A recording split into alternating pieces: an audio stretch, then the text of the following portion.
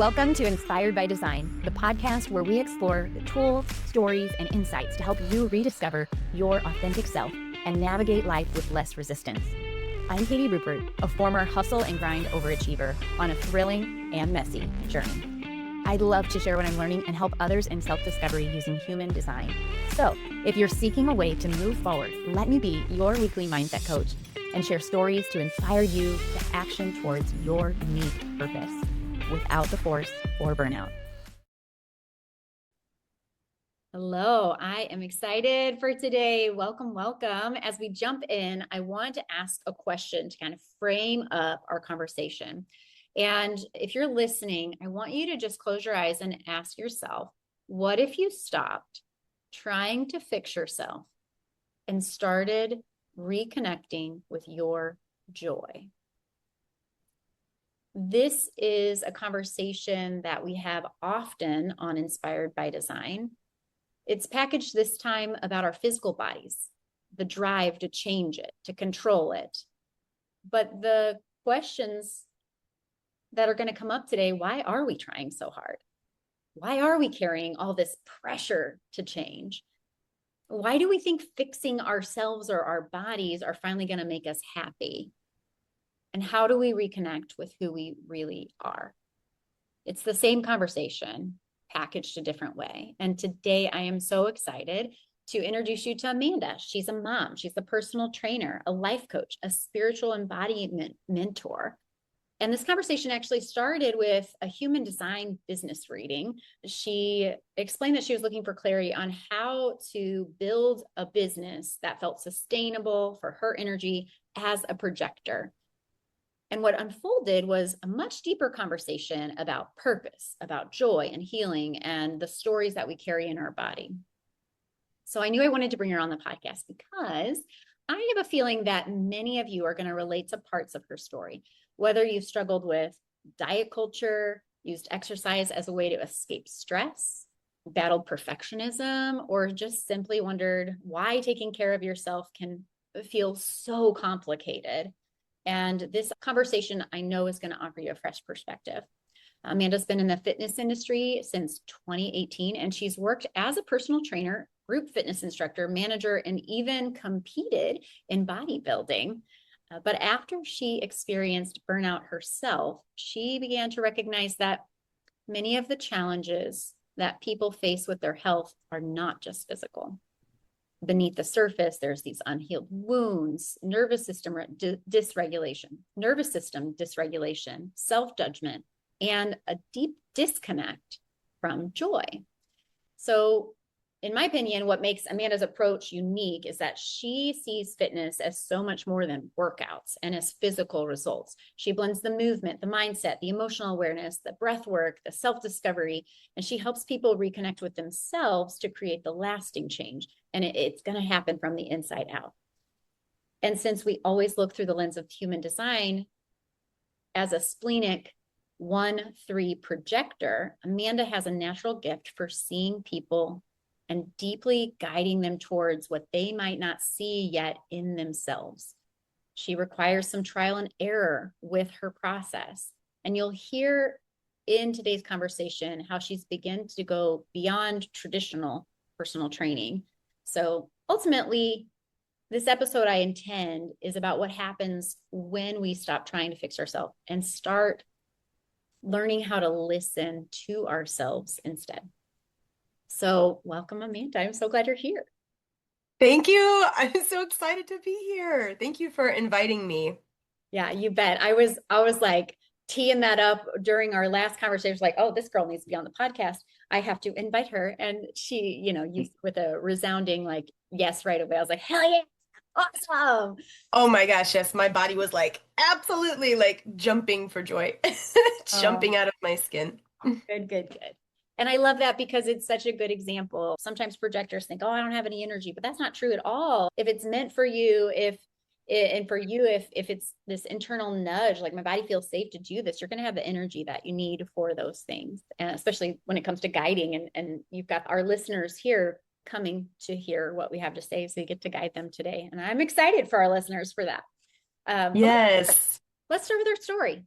tell me about you, whatever you want to say, if about the work you do, about who you are, a little bit about your journey. Help our listeners understand who we get to learn from today. Perfect. Well, I think a lot of us have just, when we were born, we grew up, we go into middle school, we go into high school, and we start immediately comparing ourselves to other people. And I see this also in my middle schooler and in my high schooler sometimes too. And so it pushed me back to those days where I kept feeling like I wasn't small enough because I would compare myself to other girls. And back in the 90s, Mm, like been there. right, like we grew up with like Avril Lavigne, super teeny tiny in the 90s, right? Jessica Simpson, super like all these pop stars that were so small and they're showing like their lower abdomen and you know what I mean with those low rise like jeans and all of that. And every time I would try to wear something like that, it just wasn't right. My body never fit what the culture created for us. Same. So I never, yeah, and so I never understood like what is wrong with me? What is wrong with my body? And I grew into that and it continued into that. As I started like picking up exercise and running and cardio and things like that, later in high school, I loved it from the very beginning. And I had even like tried out for certain things like certain sports, never made it in the sports route, but I was into theater. And so we did a lot of dancing and stuff in theater. Stayed active.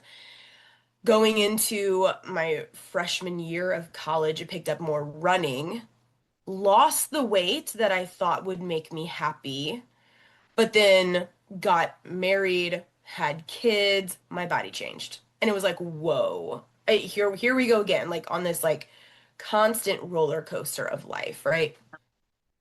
And so when I had my second child, I was really big into Zumba. So all this cardio, right? This cardio driven workouts that I thought would be the key to like losing all the body fat and to like being in that form that society has told us we needed to be molded into.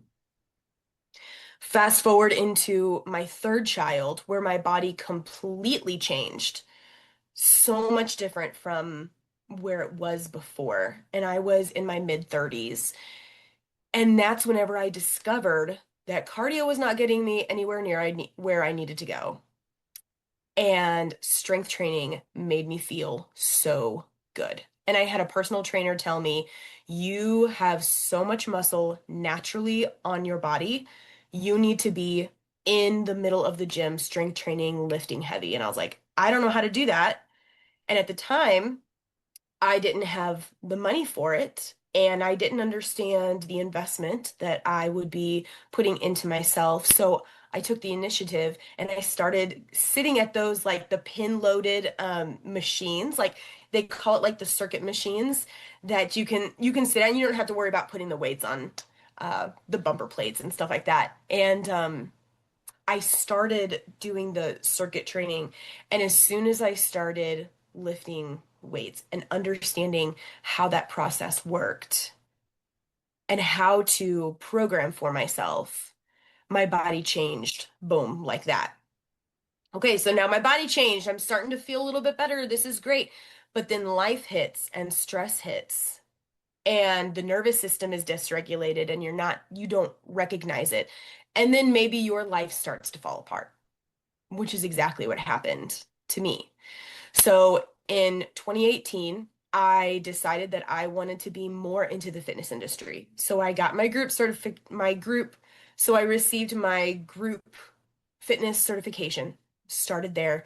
I got my personal training certification, went on from there, and I started recognizing and learning more and more about nutrition and about programming and all of these things to change the physical body. When I got divorced, that's when my whole life just it was like flipped upside down. And those things that I used to call home, the nutrition, the workouts, they no longer were home. They were an escape. an escape to get rid of all of the junk that I was going through. And instead of a sanctuary, it became hell. Yeah. I moved into the management process, started teaching trainers how to be good trainers and help them with their clients, so on and so forth. When I hit my burnout after years and years of doing that, I took 2 years off of the fitness industry because I knew that there was so much more to what was happening with my body than just eating or not working out enough. And when I recognized that my nervous system was in constant fight or flight motion because I had so much stress going on in my world that every time I would go into the gym and I would add more intentional stress to my body, it was making it worse. It was counterintuitive. And so it kept, boom, doing this into my body. Even whenever I went into competing, I competed and I wanted to go back to back and go hard and I couldn't. My body wouldn't allow me. It wasn't just the mental, it was my physical and emotional body that was breaking down and saying, absolutely not. We are done with all of this. We are done. And so when I was able to go in and start doing that inner work of asking myself, why can't I stick to a nutrition plan anymore? Why can't I go into the gym without having gym anxiety? Why can't I stay consistent like I used to? Why can't I fill in the blank here? And when I started doing that, recognizing the burnout, recognizing that constant friction in my body, I had to take a step back from what once was home, which became an identity and then became my avoidant tactic. I could no longer avoid the emotions and the stress that I was going through. And I had to face them. I had to face them. I didn't have a choice anymore. And so some people will find that they don't have a choice anymore. Some people are there. Some people are like, let's go. I can't do this anymore. I have to make a change, but they don't know how to do it. And I did it alone. I did it on my own, and it was hard, and the path was treacherous, and it was rocky, and it was really lonely. And looking back on that, I recognize that because of the path that I chose, I now get to be there for somebody else who is on the same path, but you don't have to do it alone. I feel like I just heard a sermon. That was so beautiful in like the Oh best my God. way, in the best way, because I've spent so much time with your chart and know that like your passion is meant to be contagious. Like that's what you're doing. It's like you fought the good fight for yourself. And so because of that, you get to support others. And that's such a powerful message. And it truly speaks to how fitness is, it's not about our bodies, it's like it's just more than that. It's just more than that. Yeah. Wow. Let's talk about that hidden side of like why people go to the gym. Like and the personal training thing, I do want you to talk about a little more too, because this is a service that you're providing for people that are like I don't know, maybe like me. I've not worked with a personal trainer myself, and I just kind of hit or miss. I'm like, I know I need to be strength training, but again, I don't really know how or what's best for my body. Or then you have certain extra things. I might do it wrong. I struggle with hypermobility, so I'm like, I'll probably train wrong. So I'd have to have someone tell me exactly what to do for my body, and that has to be so expensive. Blah blah blah. So like this chatter goes on in my own mind, and I know how important it is. So when you've been around this world so long, why do most people think that they are hiring a personal trainer, or why do they get started with a personal trainer versus what is it that they actually need? Because I'm assuming that they say, oh, I need to get my body smaller, and you say, no, you need support because you don't have it at home or something. Like, are you seeing consistent things over and over when you're working with people of what they actually need versus why they come? Yeah. So whenever I was working in the big box gym, we would naturally be set up with people over and over. And the constant was I need to lose weight and tone up. Sure. Always. Very seldom would I actually get somebody who was like aware of what they truly needed. Mm. So would you tie that to the emotional side? As a personal trainer, someone comes to you, hey, I need to lose weight or tone up. Like, how do you handle that versus what you're trained to do as just a normal personal trainer? So I'm able to combine the two. Whenever somebody says I need to lose weight because I was just a lot happier back then. Immediately I'm like, okay, now we're moving into a memory, Mm. a happy memory from the past, but it's also tied in with some sadness. So whenever we have some sadness that's coming from the past, we're bringing that energy of depression in, and it's under here. So there's some sadness. And my goal is always to help the client discover why there's sadness there and how can we shift it from sadness of the past to joy in the present. Mm. Mm-hmm. And we can do that through nutrition. We can do that through meditation. We can do it through breath work. We can do it through consistent movement of the body, whether that means that you're going outside and you're taking walks outside, whether it means you're doing yoga, whether it means you're doing classes or strength training, whatever that looks like for you, because every single person is going to build muscle differently and strengthen their body differently. And so everything is tailored specifically to that person. And when people say, back whenever I was size 8, I had this dress that I really loved, and it was red and was low cut, and I just felt so, so beautiful in it. So now you don't feel beautiful in your present moment. So now we've switched from, I really loved this dress, I really loved to be a size 8, to I don't like myself in this present moment. And that is the piece of resistance for me, Yeah. because now we've discovered the deeper part Yeah. of why you want to lose weight and tone up.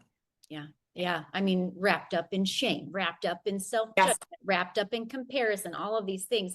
This is reminding me so much of my journey with hustle culture with work. I got to build this business. I can do it on hustle. I can do it on willpower. I can do it on consistency, right? And there's always another way, right? So I talk about how I'm building this inspired by design business off of inspiration, off of flow, by my design, where my next right step is. I'm going there, even if it doesn't make sense, because I'm done forcing and pushing and self-discipline and all of that, all the while knowing I've got to have some strategy. I have to show up at my desk sometimes. And so this is sounding so familiar to me. I want to ask about why you think people struggle so much with consistency. I have an idea of what you're going to say, but first, would you define what you would say working with people? What would consistency mean? That sometimes I notice is skewed. If I don't do it every day at 5 a.m., then it doesn't count, right? What does consistency mean as an expert in the industry? And then why do you think people struggle so much with it? So consistency means you're showing up for yourself no matter what it looks like. Period. It doesn't mean you have to get up at 5 a.m. to get that 5:30 a.m. workout in. It means you are sleeping in when your body is tired, and you're going to skip that workout because your body needs the rest. And maybe you go for a walk later. It doesn't mean you have to do the same thing every single time. It means you're listening to what your body is screaming at Mm. you for. And our And a bodies lot of, communicate. They will yes, tell us. yep, yes, yes. And so a lot of people, this is one of those limiting beliefs that the fitness industry has really put on us is that consistency means time. Mm. You're setting a time for everything. You have to wake up at this time. You have to go to the gym at this time. You have to meal plan and meal prep for one full day, for a full 6 hours, so that you got everything prepared for the future. It's this idea of time. And really, it's not just the fitness industry that puts the idea of time on us. It's the idea, it comes from work, it comes from jobs, it comes from school. Time, the time is everything. When in reality, there's really only one time. It's the present. That's right. That's all there is. It's the Yeah. present. So consistency means showing up for yourself in the very moment that you're in. Now, you can have an idea of what consistency could look like in the form of time, meaning you're telling yourself, I know that I want to set a time to go to the gym 3 times a week after work. And that could be your consistency in a time frame. But some people that doesn't always work. Some people it does work if they say, I know that I have to do a 5 a.m. workout. I know that I have to do that because I know that after work I'm going to be too tired. Okay, cool. I'm all about that. I'm all about that. What I'm not all about is when people set an over expectation and their own expectation of themselves they simply can't match or can't meet because it's not meant for them. Their body doesn't work that way. And Yeah. so it's really important to look at any of those limiting beliefs that keep you boxed into just this. When we start to move those boxes away and we start to break and peel away that box of those limiting belief systems, we start to open up to an entire new way of living, an entire new way of life, an entire new way of going into work, a new way of eating, a new way of working out. Right. And we don't feel so chained down. It gives us more freedom. Yeah. But we have to give ourselves permission to have that freedom Yeah. and to enjoy that freedom. But some people, they want the freedom, but they're scared because they don't know what to do now with all of that freedom. Yeah. Okay. Yes. What I hear you talking about is giving your power away to a schedule or giving your power away because you tell me what to do, and that's not what we want. We want people not to know the right answer or to have it on their schedule, but to embody that lifestyle. And everyone could say, oh, it's a lifestyle change, but the embodiment of it is so different. And to me, what you're saying is you have to build self-trust. I have to trust myself that I'm always going to come back to the value that of why I'm showing up for myself at the gym for my body in this case. And it's not that you can't get results from committing to showing up at 5 a.m. every Monday, Wednesday, Friday. But if it's not your personal embodied response to say, I'm going to show up because that's what I'm choosing to do and that's what I want. And if I change my mind, then I reserve that right and I have my power to do that. It's not that you can't get results from the force. It's that there is a better way. And if I trust myself and I don't listen to what, all the chatter is about my shame and all of that, then I can start to trust myself and show up with ease. And what you touched on it a little bit earlier, finding that joy again. So I know one of the things that you got all excited about when we were talking in our sessions at some point, it was like, you want to help people find joy. And so I want you to talk about what that means and share your process of finding joy through this journey as well. Yeah, there's so many different ways to find your joy. And the easiest way is to find laughter through almost any situation. And I laugh because my brain was immediately like, don't laugh during a funeral. But at the same time, the memories. of, right? Laugh in church, laughing at the funeral. It's all good. Laughing, yeah, we're laughing at everything. Where ultimately what it comes down to is I always get Heath Ledger's Joker in my head, and he's like, "Why so serious?" Mhm. Always. It is always right there. And it reminds me that at some point, somebody, the culture that we live in, told us that when we turn 18 and we graduate from high school, we become an adult, and that's a serious thing. Why do we allow ourselves to listen to what culture says about how to live our life and be an adult? It's an interesting thought. Why do we allow that? And as I was going through a lot of my own healing during my 2 years of away from the fitness industry and just really asking myself and working into my own limited belief systems, I had the opportunity to sit with ayahuasca in the summer of 2025. It's been about a year. And what she did was, now, anybody who doesn't know what ayahuasca is, it's a plant medicine. And the way that you receive it is it's in a liquid form. It's been cooked. It's a root of a plant in South America. And the indigenous of those in South America come to the United States with this medicine. And it's spiritual healing. And it's a psychedelic for some.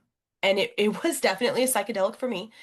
Now, when you take it, you definitely feel like you're eating the earth, which was an interesting taste. But I was so hyperfixated on focusing on healing, and I was serious about it, and there wasn't anything getting through, and there wasn't anything that was going to prevent me from moving away from this space. And yeah, I'm ready to go, right? That was the energy that I was in. And what the plant medicine, I call her Grandmother Aya, when she came to me, she showed me, do you remember in the 90s, Lisa Frank? Oh, yeah. Okay, she showed me, it was like Lisa Frank images. Okay. And it's like black background, but all these bright colors, right? And she's kind of like moving around and like the colors are kind of going through in and out. It's like what you would think of like, oh, that's definitely trippy, kind of that idea. And I remember smiling and thinking, oh, this is so cool. It's Lisa Frank. How fun. And then she started asking me to play. Let's play. Let's just play. And I started giggling out loud. And then I immediately shut my giggle down and I said, no, I don't want to bother anybody else. Everybody else is on their own journey. I can't be loud. And she was like, come on, like let's play. Let's be like monkeys. Like it'll be fun. And I kept telling her, no, I can't. I can't. I'm going to bother other people. If I'm loud, if I'm moving around, I have to stay right here. I have to go through my journey right here, just here in this box, just on my mat, not bothering the other 50 people that are in the room. And my inner child in my body just wanted to come forward so bad. I have never felt anything, such a strong pull of something that wants to come out. And it gave me so much anxiety. And I raised my hand and somebody came over and they helped me and they nurtured me a little bit. Like, you're not too much. You have a beautiful voice, like a beautiful presence. You're okay. You're safe here, which was very helpful to have somebody assisting in that part of my journey. And I immediately felt so sad. And I laid down on my mat and I put my blanket up over my head and I immediately just started bawling. And I'm wrapped up in this fetal position and I'm laying on my right side, which right side, right side, because you do yoga. I'm laying on my right side and I am back in the womb and I'm holding myself and I'm crying and crying and crying. And then all of a sudden, my adult self or my higher self, my power came forward and started nurturing me back to life. That inner child who didn't want to come out, who felt like she was too much, who didn't want to play, who didn't want to make herself known or be seen. And when that moment had passed, I get up on my knees and I'm holding, I'm sorry, this part is so funny. I'm holding on to the bed sheets, and I'm trying so hard not to scream, and I want to scream so bad. And then it just comes out of my mouth, and I go, I don't want to be quiet. And I just scream as loud as I could. I don't want to be quiet. I don't want to be quiet. And I start laughing and giggling. And in the moment, I am the only person making noise out of 50 people in this room, and I start laughing hysterically. And everybody, I hear other people start laughing too. Because this moment of my inner child that just bursts out and she's like, I'm done being quiet. I don't want to do this anymore. I'm okay. I can take up space. I can do all of these things. And it's going to be okay. And if people like it or they don't like it, it doesn't matter because it's not their journey. It's my journey. And in the rest of my journey during ayahuasca, I was probably a 4-year-old, 4 or 5-year-old through that whole thing, very childlike, and relearning and re-nurturing her. And it was ever since that moment when I finally gave myself permission to be seen, to be heard. My inner child was like, we get to come out, we get to play, we get to laugh, we get to enjoy life, we get to have fun. Now, not everybody is going to end up going to ayahuasca and having the same experience.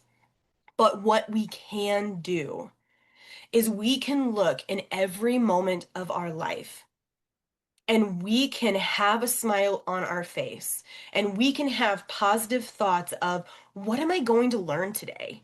What cool and exciting and fun things are going to come to me today that will keep a smile on my face. Now, this doesn't mean that we live life with a smile on our face 24/7 because we are always going to have the emotions of sadness or anger. We have to have both of those emotions of both joy and sadness. Mhm. We do have that duality within us, and it's a beautiful match. But when it comes to not taking ourselves so serious all the time and just laughing and having fun and playing. Like, I would challenge parents to watch their children, watch your kids play, and then like join in with them. Yeah. Right. If they're like on the trampoline, go on the trampoline with them. Wow. Like, have fun. And don't tell yourself, "Oh, if I jump on that trampoline, like my knees are gonna hurt." Like it's too much for me. I can't do that. Okay, now we're pulling in limited belief systems of I'm too quote unquote old to do this. Cut that, cut that, cut that. Other ways for parents or non-parents, other ways are journaling and thinking about your childhood. What things brought you joy when you were a kid? Was it going horseback riding? I loved going horseback riding, man. I'm like, give me on a horse any time of the day. Was it horseback riding? Was it coloring? Was it walking in the creek with maybe your grandparents took you to the creek every weekend? Maybe it was watching cartoons. Anything that could be simple like that, or playing in the sandbox, anything that could be simple like that. And now you tell yourself, I can do those things too. Just because I'm an adult, just because I'm 40 years old or 70 years old, whatever, you can still do those things. They're not just for kids.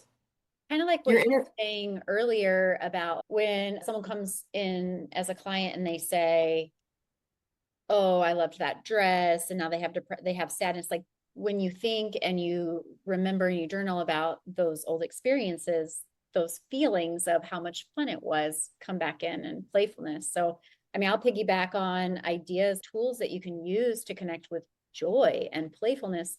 We had a whole section in our yoga training about play because it is such a lost art form. So one thing that I do in July for my yoga classes. You guys still come to my yoga classes if you don't like this idea. But I always do lion's breath because it makes everyone feel silly, right? Like,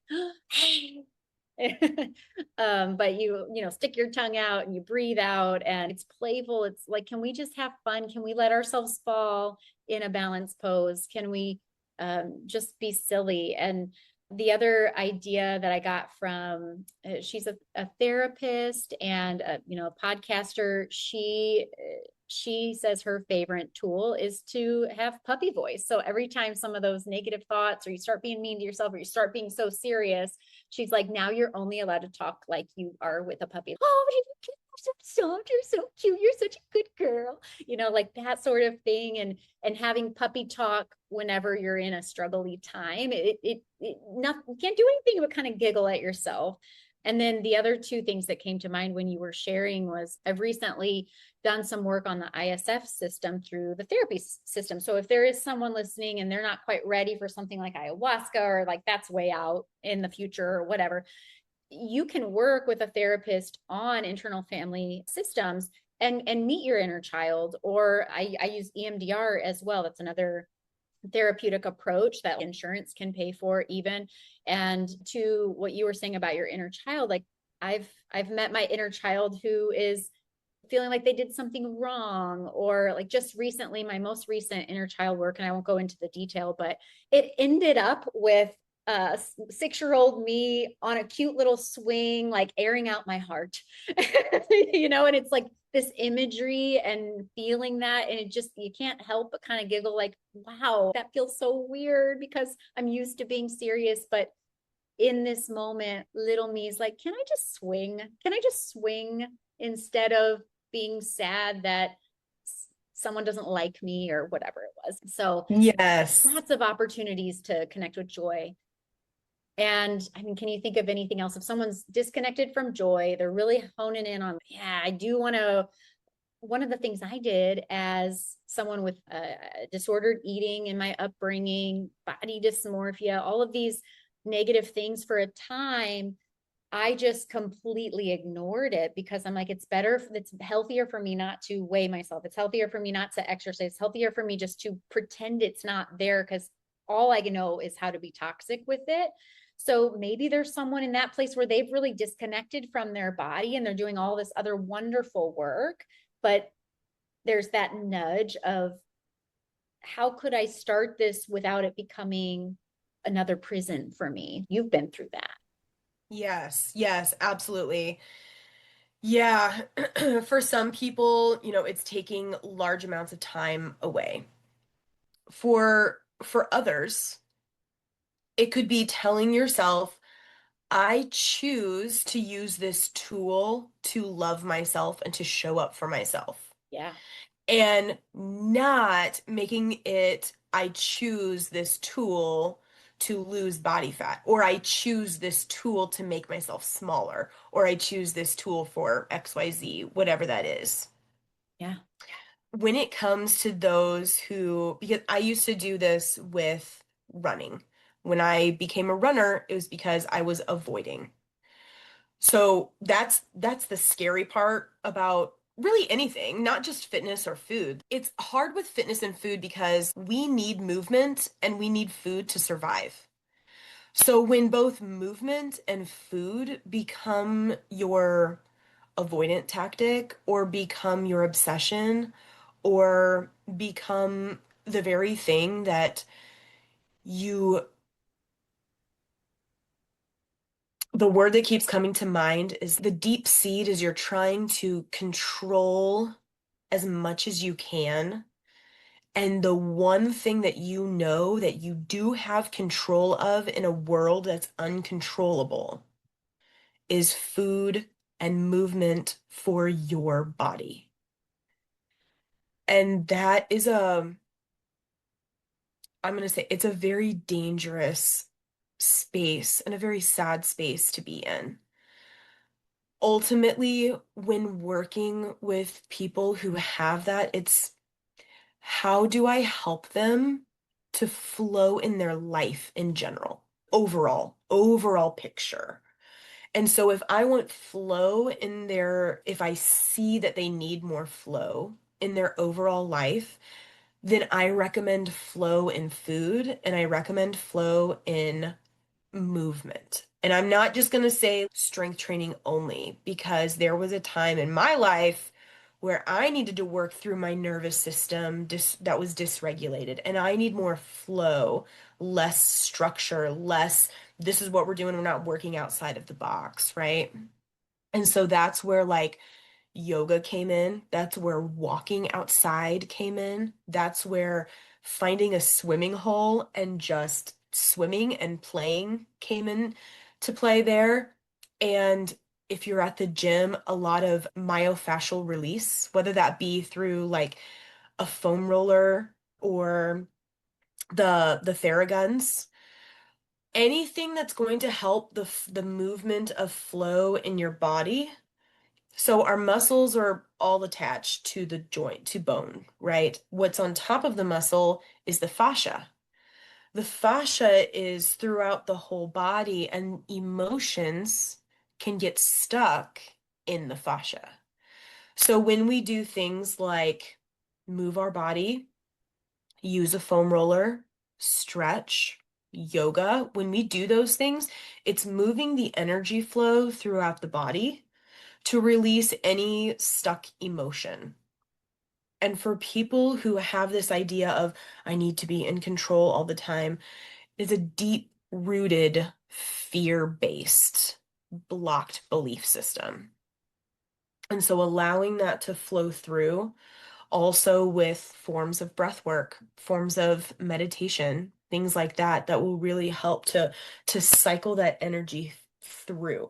And I love teaching mind work as well. So, not just working through the belief systems, but imagining the flow in your body and working through that flow and coming all the way down to the earth and allowing the earth to support you and to love you and allowing the whatever your belief system is, whether it's God or whether it's source or universe, allowing that beautiful liquid love to come down and just cover you so that you feel supported and you feel secure with where you are and in your body. Yeah. You're hitting on one of the other things I wanted to talk with you about. It's pretty clear to me the kind of person that is going to benefit. Someone that's they maybe have already tried it in the traditional way, and now they're like, I know I need something that's both and. I need something that's below the surface, and I want to move my body and do that. So other than that person, who are you hoping to work with, and what would someone listening going, hey, this sounds exactly what I need if I'm going to work with a personal trainer, someone like Amanda, what would they be able to expect from working with you? Like what kinds of things would that look like? Yeah, I don't just work with the physical. So I'm gonna work with the emotional body as long as you feel safe. And we're gonna work with the physical body, of course, and we're gonna work with the mental body as well. Mhm. Because all of that is connected. It's the trine. Yeah. Like we have that triune within us, the Trinity, Yeah. if you want to call it that.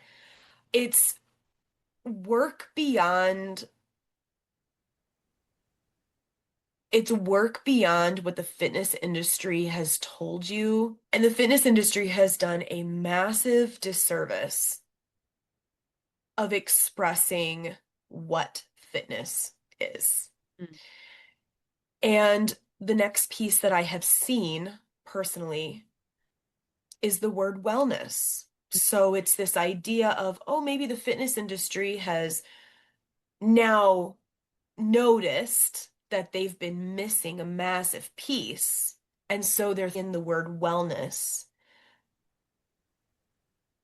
The word doesn't quite sit well in my body. The word that sits with my body completely is wholeness. So that is why I like to use the word wholeness instead of the word wellness, because it is the whole piece of everything. We're working into the emotional body, we're working into the physical body, we're working into the mental body. And if you feel safe enough to work into the etheric body, we can work into the etheric body as well. And so, which would be another level that is not something that I would immediately work with somebody who's brand new. That's great. I think so. It really is a well-rounded offer that you have. And I know that you put together an opportunity for a very low cost session with you to just find out if it's a good fit. So tell us about your fitness clarity sessions that you're offering. Yeah, so they're $35. We get connected for 45 minutes and we talk about what it is that you're looking for. What is it that is you're being pulled towards working with me? And while you're evaluating me, I'm also evaluating whether this is a good situation and the right thing, because the very last thing that I want is for you to be like, yeah, yeah, yeah, I'm ready, but you're really not actually ready. I'm not here to have you pay and then you're self-sabotaging later and you're not willing to work past or recognize the self-sabotage. And so the fitness clarity sessions, we talk about all of the services that are offered, what you're comfortable with, what you're looking for, what exactly you want, and getting down to the deep-rooted issue of why you're reaching out and why you're looking for a personal trainer or a fitness guru or a spiritual life mentor or whatever it is that you're seeking. Yeah. Yeah, and I love that I have some insider knowledge that you offer a lot more than just one program. So if anyone listening is really curious and you're feeling drawn to it, especially if you know your human design and you're feeling that nudge, that light up, or you sit with this and you're like, I keep thinking about Amanda. I mean, at least do that conversation because they'll something will come up out of that, either yes or no. So I hope that they will do that. And speaking of human design, I have to, you're the first person I've had on the podcast that went through the whole business reading series. So when you book a business reading with me, I require 3 sessions because I'm not here kind of like same as you. I'm not here for you just to get some information. I really want you to have a chance to know, like, can we start practicing this stuff? Let's integrate it and not just make it more information that you could read in a book or ask ChatGPT. Like that's not what they're about. So I'm curious if you mind just sharing a little bit about what made you decide to go forward with that, or if there was anything surprising about doing those sessions, or how it served you, if it has. So I would say the biggest thing that I would say the biggest block that I had was, as a projector, you wake up, let's say you have 10 bars of energy. Um, and then as you go throughout the day, it can get less and less until you're like, right? And I was noticing that I would like need a nap in the afternoon to like finish up my day in the evening. But I was working in the evenings. Well, I still am. And so it was, I had it in my head that like I would never be able to do like a clock in 9 to 5. Like I would never be able to have, if I wanted a promotion from work, I would never be able to do a promotion in work because I don't have the energy for it. And you had to say it twice for me to get in my head. Projectors don't work less, we work differently. And it's like when I really enjoy what I do, and what I do is my life's purpose, I could work all day long. I could work 10 hours and it's all good and I'm gonna go to sleep and I may rest tomorrow the next day, but I'm like all gung ho and I'm ready for it. And so like you simply saying that one phrase, you don't work less, you just work different, almost like gave me permission to really truly go for the things that I really want.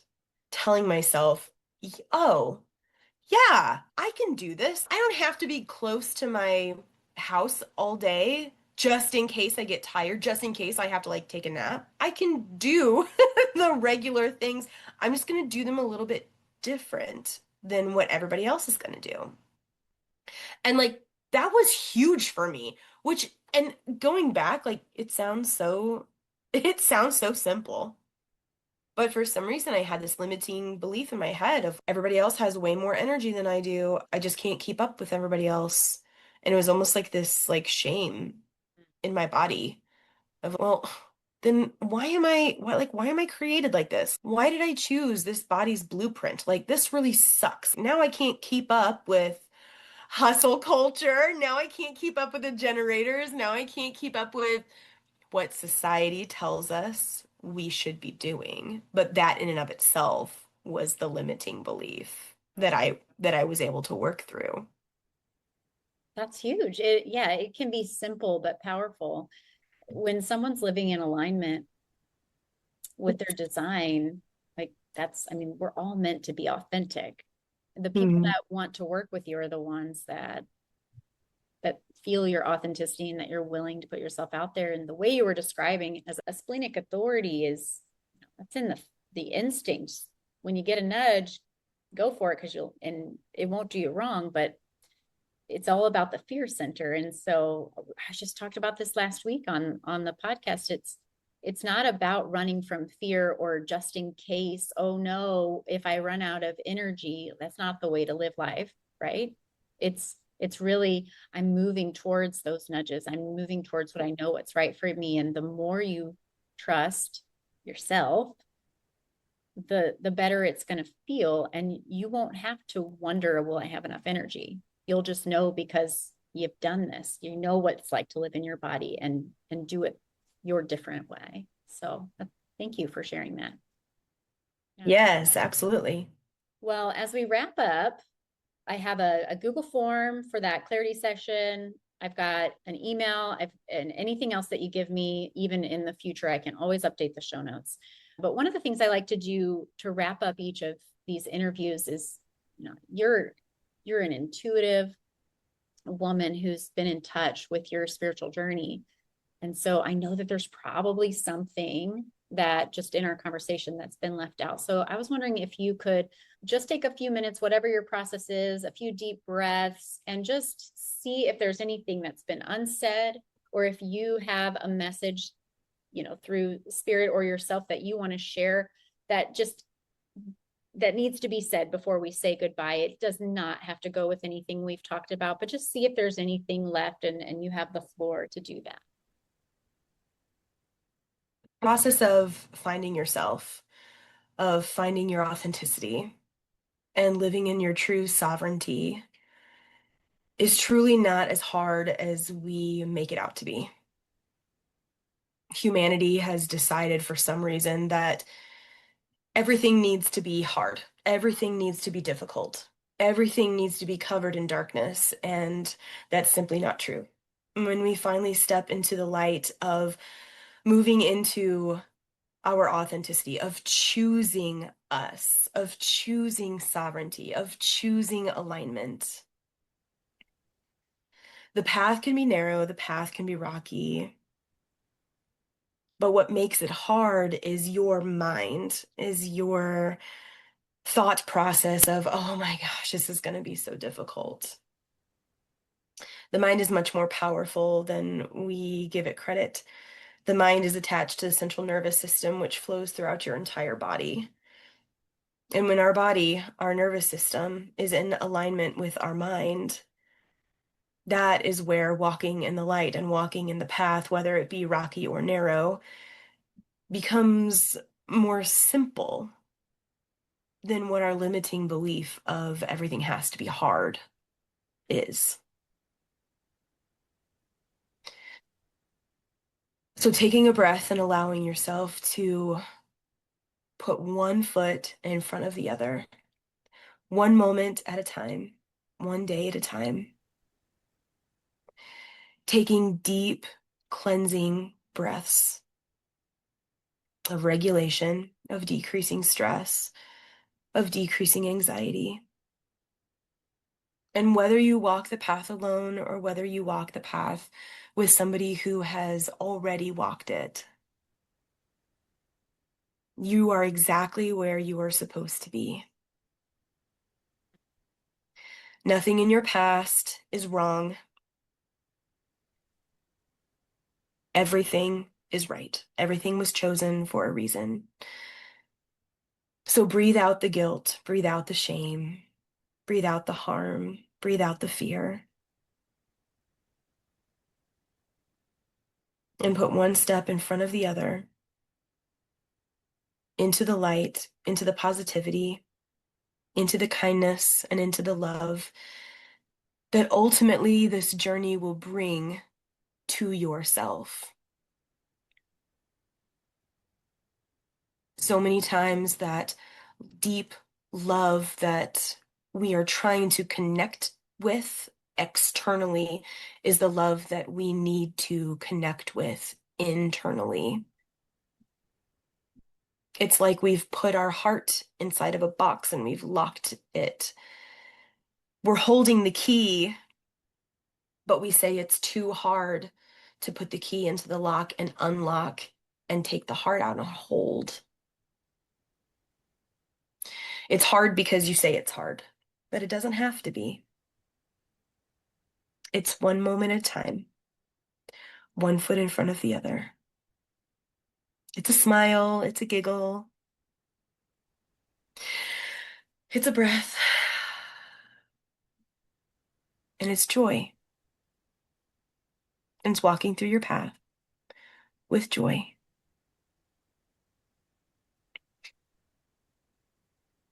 That was beautiful. I feel like we should sing now. It's like I feel like, so you were a worship leader, right? It was. So you did this before. You did this for the church in the past. And it was still the same inner spirit getting those messages. That was so beautiful. And that felt so good. Thank you for sharing it. You're welcome. Okay. Thank you. I don't even know how to end, but I really appreciate you. I hope that as you find these people that are just right for you, they find you. I hope that part of this podcast will help bring those folks to you. Okay. Well, that's what we have. That's what we have. Do you have anything else left to say? I don't think so. Okay. I think everything that was meant to be said was said. Yeah. And more. It was so good. And more. It was so good. All right. Well, thank you for listening to the end of this episode. I'm so grateful for you. If you have questions for myself or for Amanda, we've got that Google form you can fill out. And my promise to you is that I will answer those questions on future episodes. So do that. Check out the show notes for all the links of things that we chatted about. And until next time, have a great week. Bye. Thanks for tuning in to Inspired by Design with Katie Rupert. If today's episode sparked something in you, I'd love to hear about it. Share your takeaways, subscribe, or even leave a review to help others find the show. For more tools and insights, visit my free Facebook group. And until next time, keep embracing exactly who you are and move forward one inspired action at a time.